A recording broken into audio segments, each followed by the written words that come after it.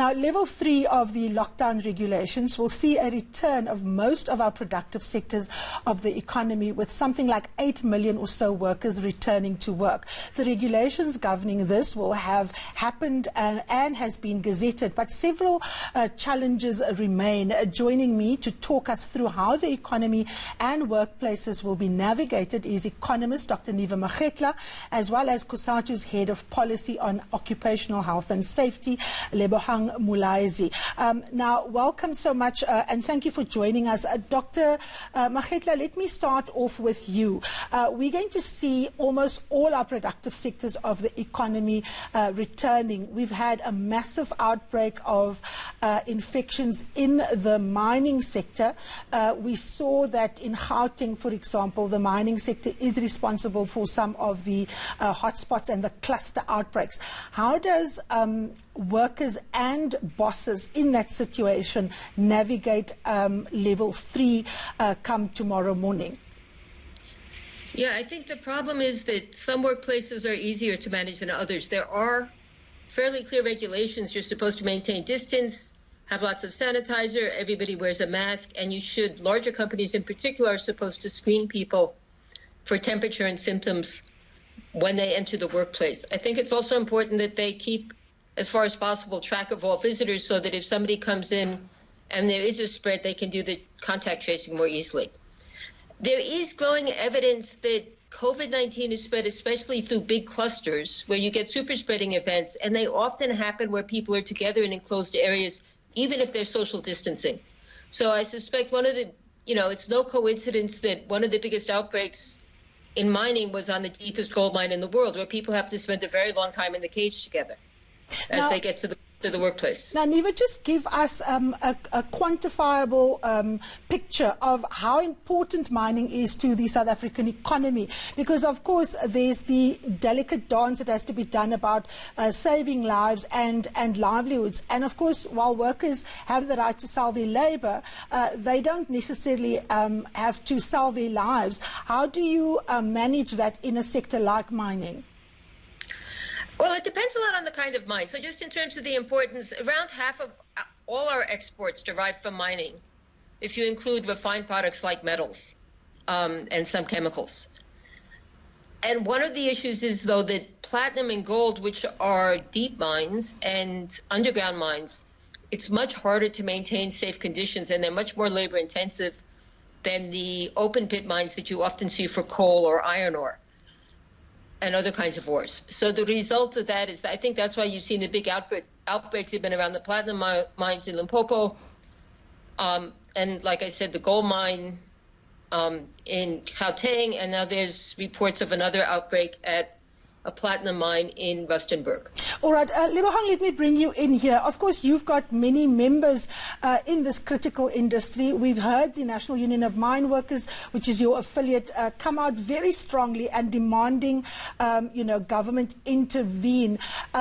We've also had AMCU, which is outside of your federation. What is Cosatu's approach, particularly toward the sector, given the fact that a lot of our provinces where you don't have large, infections like Limpopo and so on, mines could change that picture because it can become a vector? Thank you, Karim, and thank you for having me on the show. Maybe let me just indicate that it's important for the mining houses to adhere to the very strict protocols that's put in. As of the 1st of May, the Labour Court did hand down a judgment that put. Okay, we seem to have lost Lebogang. I'm going to try and get her back on the technical side. Neva, let me come back to you. You've agitated in articles that you've written and copy that you've made available that in order for workplaces to be safe, workers need to form an integral part of those safety committees. We have a long history, particularly in our mining sector, where occupational health and safety was something that people had to fight for. It wasn't something that bosses gave willingly. How much has changed, Neva, and how critical is the role of worker committees in these institutions, not just in mining, but I'm also thinking of places like retail, where you have a lot of casualization of workers, for example? Yeah, I think that's the problem, that in mining, at least, these committees are there. They help draw up the regulations workers are quite aware of the issues. The problem in mining has also tended to be, and this is going to be an issue everywhere, it's even been an issue with some of the nurses, which is if the employer says you didn't catch it on site, then they can say, well, it's not an occupational issue and we don't have to deal with it. Yeah. And it's, how do you prove where you caught it? So even if they're saying even health workers, they're going to assume they caught it outside, that's a problem. And All right. there have been big clusters in hospitals too. Okay, it seems like we have Lebogang back. Lebogang, you were speaking about what you think mining houses should be doing. So it's important for mining houses to adhere to the various protocols that have been adhered to. The Labour Court has been very specific in the fact that the Chief Inspector of Mines and in order to make sure that the miners are safe when they report for duty. Neva is quite correct. The big problem here is that we have multiple amounts of people who are going underground and reporting for duty. So that's what results in the cluster outbreaks that we've had in the mining industry. So about 320 is the disease. Another complexity when it comes to the issue of mining is that persons who work in the mine also. Okay, we seem to be struggling with the line. I'm going to ask my producer to get you on a normal line, and we will be able to hear you better, because I think it's important to have the voice of Labour here. Neva, let's just get back to the economy. We saw or rather Transport Minister Fikile Mbalula yesterday say that PRASA isn't ready. I spoke to him 2 weeks ago, and we obviously know the difficult conditions. How does the economy get back to level 3? How does 8 million or so workers get back if trains are not running? And of course, there's good reasons why trains are not running. Is it going to have a big impact economically? It will have a big impact, mostly in the Western Cape. The trains are actually very concentrated in the Western Cape and to a lesser extent in some parts of Gauteng, particularly Swane. Except for that, they're actually not that important, although they get a huge chunk of the transport subsidy, but that's a problem for another day. I do think it's a problem if it leads to overcrowding of taxis in the Western Cape, which is, the most infected. And I think generally public transport is going to be the big problem to deal with in level 3. Okay. Now, of course, many places of work have called for the opening. We've seen an extremely strong, active lobby on the side of business saying, the phased approach isn't the right approach. But from what you're seeing and you tracking economic activity, how many institutions and how many businesses, Neva, have actually managed to do that mind shift and change their places of work so that people can comply with the lockdown and people can engage in economic activity without risking their lives and without catching this disease? Look, it's clearly been top of mind for many employers. You can see it in the retail chains, how they've gradually introduced more and more precautions. I think the concern is more about, firstly, people who have actually closed down and have to introduce this, and particularly smaller producers. There's no support for employers to pay for the cost of these measures, and some of them can be quite steep for a small employer. So just the sanitizing and the screening and having to reorganize the workplace can be quite expensive. I think, this is a case where a little bit of investment up front would probably save you a lot down the line. I do think it's a concern that the public services don't seem to be managing much better than the private sector. If you look at some of the stories around police, health, and educators. All right, let me bring Lebogang in. I think we've now got her on a secure telephone line. Lebogang, my apologies for the technical gremlins in our system, but these are the times. We'll get better as we go along. Just quickly, from your point of view, tomorrow, 8 million workers return to work. From where Cosatu is sitting, are you satisfied that the economy and the places of work and shop floors are ready for the uptake of these workers in terms of COVID-19? Karina, I think that's the challenge that we're facing. So we've had a move from level 5 to level 4, and compliance has definitely been an issue. Workplace protocols haven't been properly adhered to. We've created wonderful directions that give step-by-step instructions to employers as to what they have to have in place, the requisite screening of workers when they report for duty.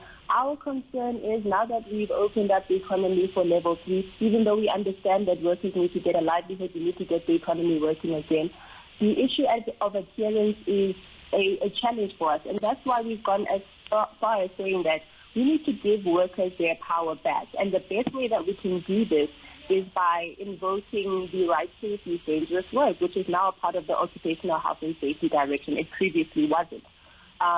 As sort of a safety net, so that when a worker reports for duty and they don't feel that their requisite PPE is in place, there is no hand sanitization or any hygiene practices that are being followed, workers can make use of this right. We're trying to do this so that the power is not just in the employer to make sure that the workplace is safe. We give some power back to their workers. Now, Lebogang, one of the things that is difficult, of course, is for people to speak out in a time where businesses can legitimately claim that they're not making money and they can close down. We've seen the Minister for Basic Education in today's national newspaper saying that they're not ready, schools are not opening. But in the lead-up, she was very provocative when people were pointing out that teachers were worried that they were going to be exposed and that they might not go to school. How is she going to deal with it? And one of her answers was that there are a lot of younger people, trained people, waiting to fill the places of these people. Is Cosatu via Satu engaging the Minister of Education, Basic Education, particularly as it stands to the safe working conditions of teachers, given the fact that she is very keen to get the academic year kicking again? Satu has done a very good job of trying to get the minister on board. They've had engagements with her. They've gone as far as conducting their own survey to see what the readiness is in the provinces. And what they found is that 7 out of the 9 provinces are not ready to welcome back either workers or learners back to school because they just don't have the relevant PPE, they don't have the relevant safety measures that needed to be adhered to. Engagements are happening. It's just a problem that in other provinces there's no adequate adherence to these engagements that they've had with regards to what guidelines need to be followed for there to be adequate back-to-school protocols adhered to.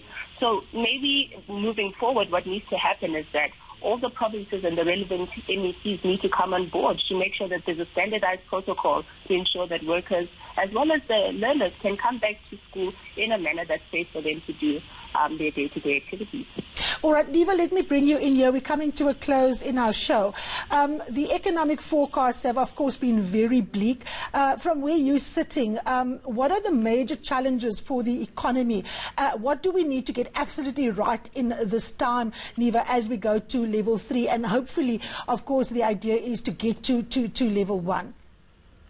Yeah, I think the point about level 3 is it shifts the responsibility for managing the risk away from the state and towards other players. And one of the things we absolutely need more of is public education, not just saying keep your distance, wash your hands, but which says in specific circumstances, like if you're on a taxi, what can you do to protect yourself in what is inherently an unsafe situation? If you are working as a worker in a retail shop, what do you need to know to keep yourself safe? So like one of my big issues is in many of these areas, people, they may do social distancing at work, but they don't provide any place for people to have lunch. So people end up bunching up at lunch. Another thing is that we really need to get the public health measures right. And that means, you know, there's a huge focus on testing, but actually the really critical issue that has emerged, particularly for workers, is at what point do you go into quarantine? If there's going to continue to be delays in tests, which is not the South African government's fault, there is a worldwide shortage of testing equipment and materials, then I would argue people have to go into quarantine when they're symptomatic. But the rules appear to be very unclear. And the result is people are told to come back on shift, and then they infect a few more people before they finally get their test results.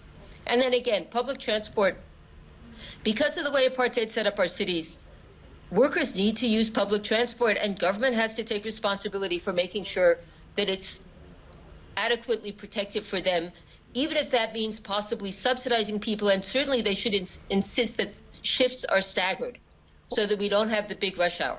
All right, that's where we will leave it. We're out of time. The big challenge, of course, when we talk about the economy is to fix our public transport system. And already there is an acknowledgement from government that public trains on our metro rail won't be available. So that, of course, a big challenge as the country gears up for level 3 of the lockdown. Well, you've had your fix for the week. Join me again next Sunday. Thank you so much for watching.